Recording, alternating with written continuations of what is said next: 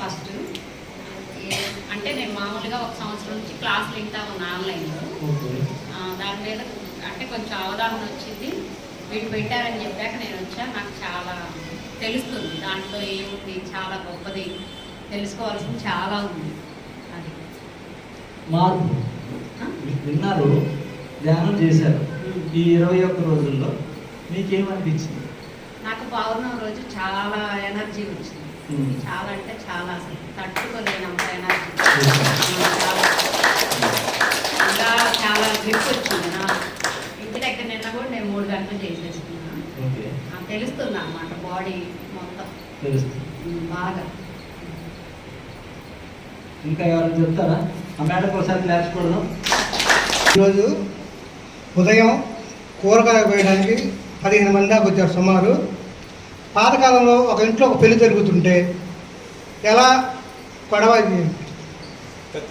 కత్తిపేటలో షాకులు అట్లా తీసుకొని వస్తారు, వచ్చి కోసి ఆ కబుర్లు అందరూ మా ఇంట్లో ఎటు జరిగింది, ఇలా జరిగింది అని చెప్పుకుంటుంటే ఉదయం చాలా మంది అంత ఆనందం ఉన్నారు.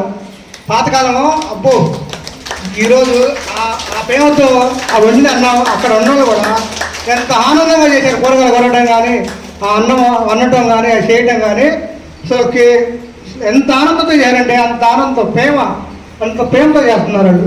అసలు వాళ్ళకి ఆనందానికి అర్థులే లేదు. పొద్దున ఉదయం అయితే ఇప్పుడన్నా ఎవరైనా వంట చేయాలంటే, పెళ్ళికి వెళ్తే వంట చేయాలంటే వాళ్ళే చేస్తారు. వంట వాళ్ళకి ఎంత డబ్బులు ఇచ్చేస్తే చేస్తారులే అని. మనకి వంట కూడా ఫ్రీగా చేస్తుంది. దాని అని ఒక మనకు ఫ్రీగా చేస్తుంది ఈరోజు వంట.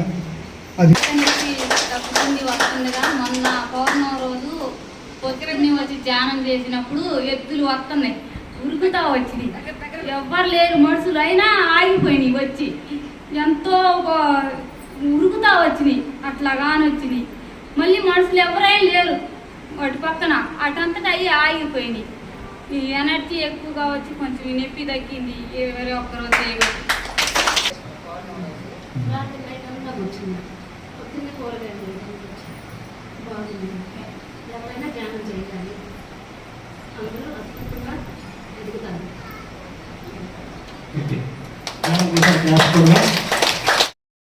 అందరు ఇందాక ధ్యానం చేశారు కదా.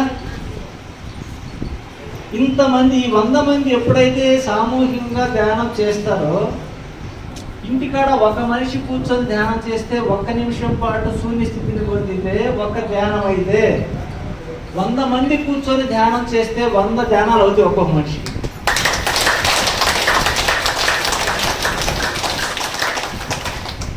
మరి 1,000,000 ధ్యానాలు అయితే ఏమవుతుంది?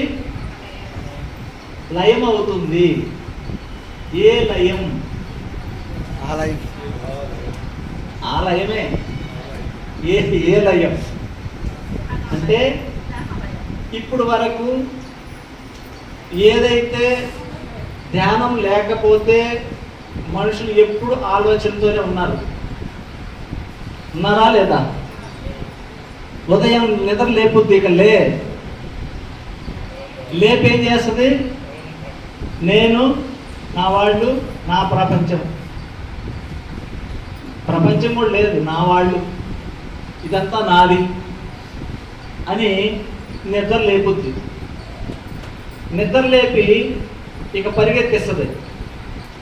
ఆడగబో ఏడగబో అని పరిగెత్తిస్తూ ఉంది ఆ లయం. ఏ లయం అంటే, ఏ మనస్సు అయితే నిన్ను ఉదయం నిద్ర లేపిందో ఆ మనస్సే పగలంతా పరిగెత్తిస్తుంది. మనం కూడా పరిగెడుతున్నాం దాని అమ్మబడి. ఎందుకు? ఇది చెయ్యకపోతే అది రాదు, అది చేస్తేనే వస్తుంది అన్నటువంటి ఆలోచన కలిగిస్తూ, ప్రపంచాన్ని చూస్తూ, పక్క వాళ్ళని చూస్తూ, వాళ్ళు పరిగెడితే నేను ఎందుకు పరిగెత్తకూడదని మనం పరిగెడుతూ, అందరూ పరిగెడితే ఎలా ఉంటుంది జీవితం? ఇందాక పేరు శాస్త్రీరావు గారు చెప్పాడు, ఒకప్పుడు ఒక ఇంట్లో పెళ్ళి అయితే ఆ ఊళ్ళో అప్పట్లో ఈ విధంగా లేదు, ఆహారం దొరకడమే కష్టంగా ఉండేది.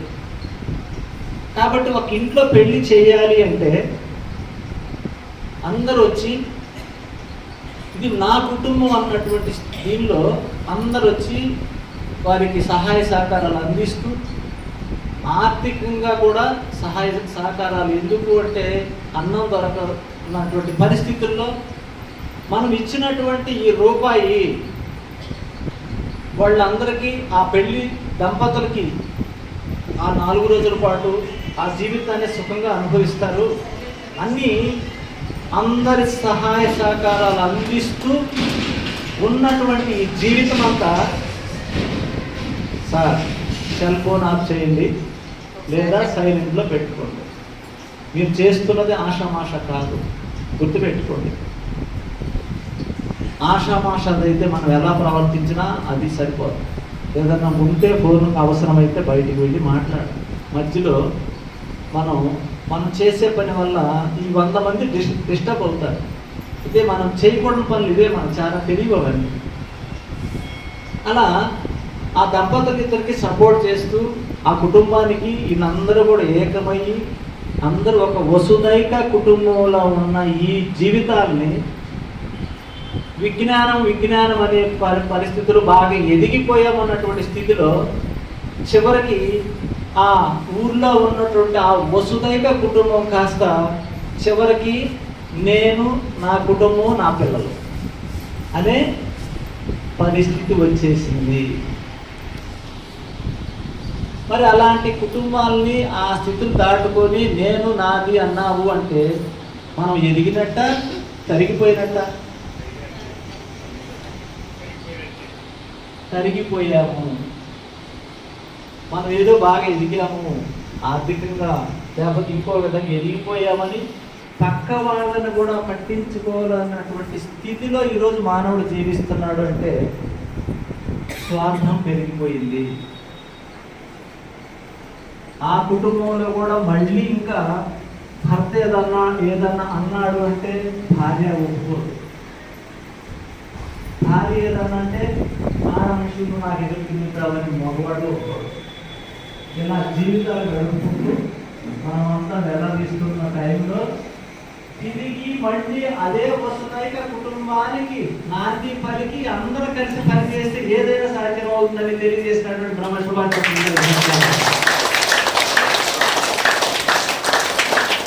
ఆ రోజు ఏదైతే చేశారో అది మళ్ళీ ఈ ధ్యానం ద్వారా, ఇక్కడ కుల మతాలు భేదాలు లేవు, ఉన్నాయా? మరి అది లేనప్పుడు అందరూ కలిసి ఒక పని చేస్తే ఎలా ఉంటుంది? అద్భుతంగా ఉంటుంది అని తెలుసుకొని ఈరోజు ఈ ధ్యానాన్ని అందిస్తూ ప్రతి మనిషి కూడా ఆరోగ్యంగా ఆనందంగా జీవించవచ్చు అన్నటువంటి సత్యాన్ని తెలియజేశాడు సుభాష్ పత్రి. అయితే ఆరోగ్యం ఎలా వస్తుంది, ఎందుకు ఇవన్నీ ఉన్నాయి ముందు అది తెలుసుకోకపోతే మరి 11 సంవత్సరాల క్రితం ఇదే ప్రాపంచిక జీవితంలో కొట్టుకుపోతూ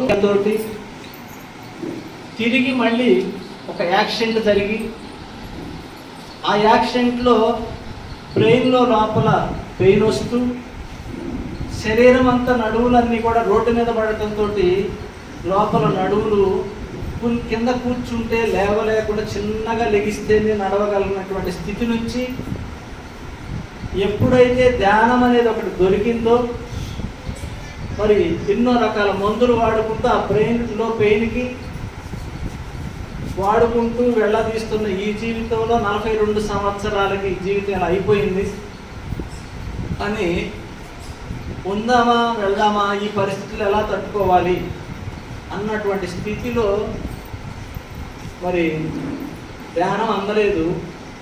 అప్పుడు ఎవరి కోసం బ్రతుకుతాం? భార్య పిల్లల కోసం బ్రతుకుతాం. అలాంటి స్థితిలో ఒకరోజు వినాయక చవితి సందర్భంగా ఇక్కడ పిప్పల ప్రసాద్ గారి ప్రోగ్రాం పెట్టారు. ఆయన వచ్చేళ్ళాడు. ఆయన యొక్క క్లాసు వినాయక చవితి సందర్భంగా కన్యకా పరమేశ్వర అమ్మవారి దేవస్థానం దగ్గర సాయంత్రం పూట ప్రోగ్రాం పెట్టారు.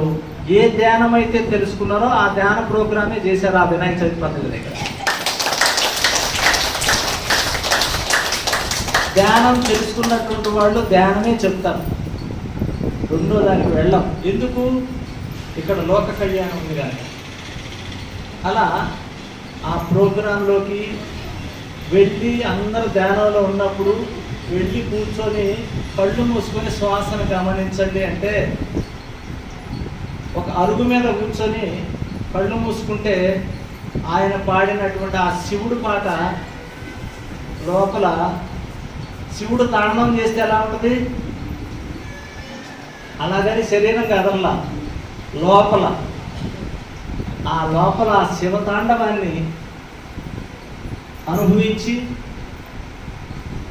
ఎప్పుడైతే ఏదో ఉంది ధ్యానం అంటే, అంతకుముందు చెప్తున్నారు బుర్రకి ఎక్కల,